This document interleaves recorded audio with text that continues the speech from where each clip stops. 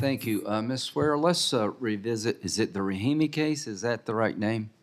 Yes, sir, I believe so. Okay. Let's see what is the most compelling thing to learn from that case.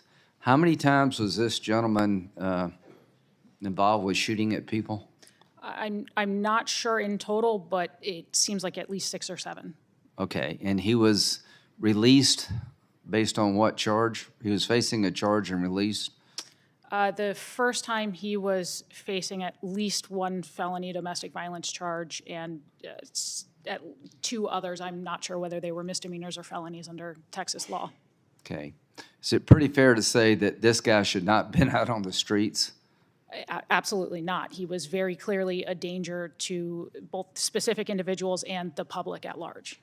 Mr. Manguel, is this a common problem where our criminal justice system has a revolving door when it comes to people who are exhibiting violent behavior? It most certainly is a common problem, and one that is a long-standing problem as well. I mean, one of the statistics I didn't get a chance to get to was that between 1990 and 2002, the Bureau of Justice Statistics reported that over a third of individuals convicted of violent felonies were either out on probation, parole, or pretrial release at the time of those offenses. As our criminal justice system has gotten softer, that problem's only gotten bigger. So when you look at what America is facing, would you agree with me the best thing we could do as a nation is to make sure that our parole laws and our attitude toward violent criminals is changed so that they are not out hurting people, they stay in jail? I think that's exactly right. I mean, one of the biggest challenges that we currently face, as evidenced by the data on the role that repeat offenders play in serious gun violence, is that we are systematically failing to draw and enforce a line as to how much repeated criminal conduct we are willing to accept and tolerate. Well, if your proposition is true, America would be responding in a certain way. Do you realize, Ms. Swear, that from 1991 to 2019, the number of guns in America number of weapons owned by Americans has doubled? I am aware of that, yes, Senator. Do you are aware of the fact the number of concealed carry permits have increased by 7-fold?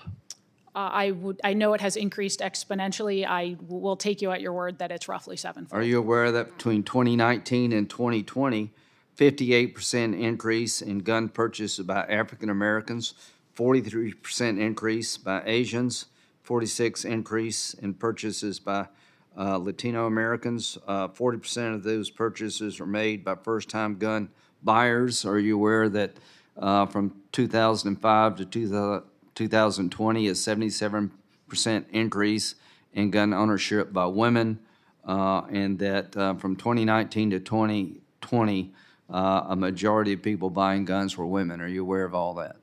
Yes, Senator, I am. Why do you think that's going on? It's because there are a lot of Americans, specifically, as you mentioned, women and ethnic minorities, who, a lot of them for the first time in their lives, beginning in the last couple of years, looked around at the state of reality in this country with sort of widespread issues with policing, with... Well, let's just stop there for a moment. Mr. Lindley, you've been a police officer. Thank you for your service. How's morale among police in America, generally speaking? Thank you for the question, Senator. I think overall, morale is decreasing.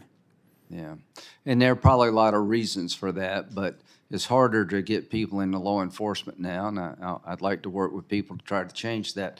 Mr. Rubin, do you agree with the Heller decision that interpreted the Second Amendment to be an individual right? Was that a good legal decision? Yes, sir. You do? Yes. Yeah, thank you. Ms. Glenn, your experience was terrible. Your husband, former husband, had been charged with armed robbery. Had he been convicted of armed robbery, or I don't know, make sure I got Yes, many years before the incident, yes. Okay, and he had actually been charged with kidnapping you too. Yes. Before the shooting. Months before the incident. Yeah. So I guess here's my point. Senator Cornyn has shown the way to work on responsible gun ownership limitations. I don't think there's anything in this case that says common sense doesn't prevail. But this Bruin case and Heller case are important in my view. Mr. Chairman, it reinforced the idea that the Second Amendment is there for individuals and that individuals have a right to defend themselves in a responsible way, even outside their home. So what I would hope this committee could do is end, to the extent possible, the revolving door policies that allow people time and time again to come back out on the streets, hurt their fellow citizens. In this situation, I would just add in conclusion, the reason so many people are buying guns is because they've lost faith in their government to protect them.